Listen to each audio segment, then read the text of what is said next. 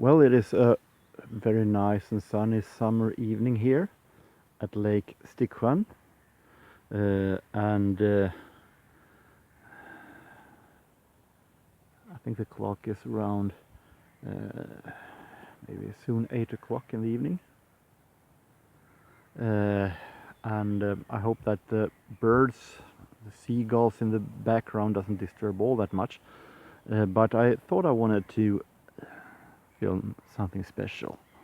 And if you see me waving for some reason in this film, I'm waving away mosquitoes because there are plenty of them actually. When I'm walking, I'm actually sometimes feel like I'm passing by the Olympic Games for mosquitoes. Well, I thought it was a nice environment to film this contest response for you, Steve Carlson. It has been years since that horrible flood accident that ruined your home, and that also ruined your most of your record collection. And you want to celebrate that you managed to build it up again, the collection, or about to do, and all the nice people that have been doing nice things to you during this year by having a contest. And I thought definitely I will participate and support your contest. You want us to show at least 4 records by artists that you have been given or being suggested by friends and that or genres, that something that a friend have given you a record and you by that have discovered something new, or that he or she have been tipping you of an artist and thereby you have discovered something new. It was pretty hard actually, because in the most cases when it comes to discover stuff, in 90% I've been doing that by radio. As I was a major nerd as younger. So the times when I got suggestions or when I got a record and a copy or given presents records, it was in most cases by artists that I already knew. We've been talking about that artist or that genre, when we have talked about certain artists, the person has given me suggestions of an album of the artist that I already liked. So it's very few times that I've been given new inspiration. But I managed to find around 5 examples or genres or artists that I discovered through others by gifts. And starting from the beginning, I think in the 80s, I think it was around 86, 87, I talked about my friend that learned me to like jazz, Otto, and I was at his home many times as younger, and I copied to cassette stuff that he had, records and so on. And we were at that time very interested in Star Wars, and copied all kind of music, themes and so on. And he had gotten a recording of a disco version of Star Wars.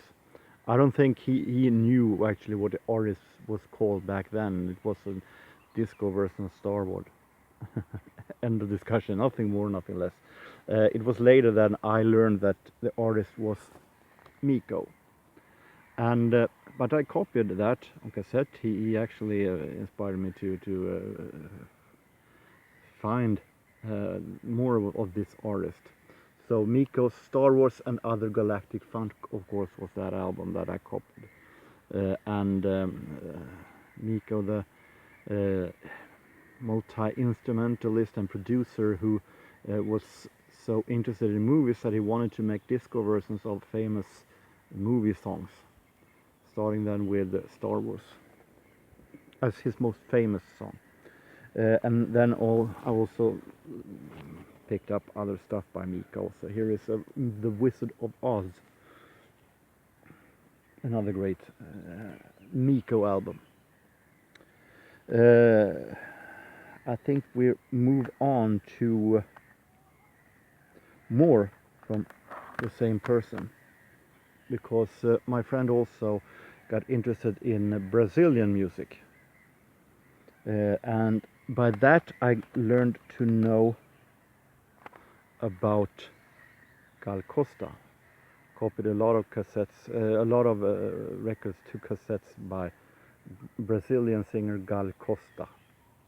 So he taught me about Gal Costa and her music, and Brazilian music, bossa nova, MPB, overall actually. And other artists also, of course, like Elis Regina and so on. Going to the 80s again, there was a friend of the family.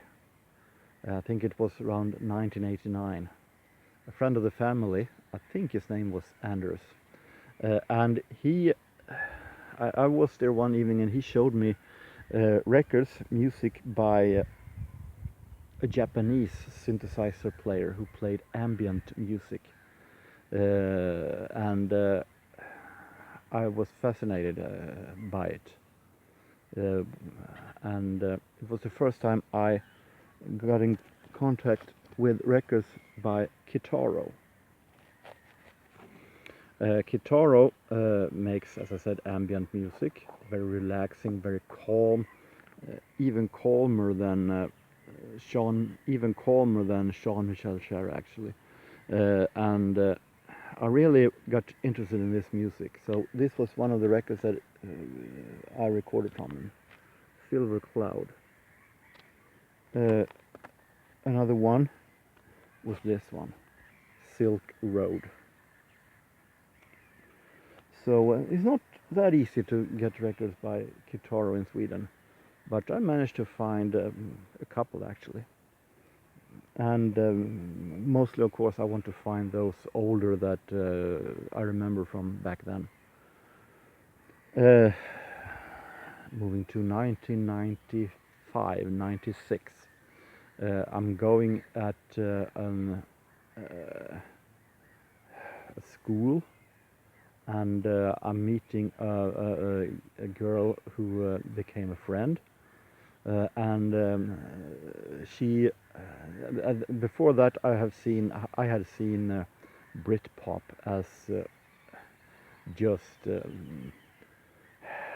journalist music or party music that I didn't like all that much of. I thought it was overrated at the time. But she talked me into that Oasis, which was of course the main name for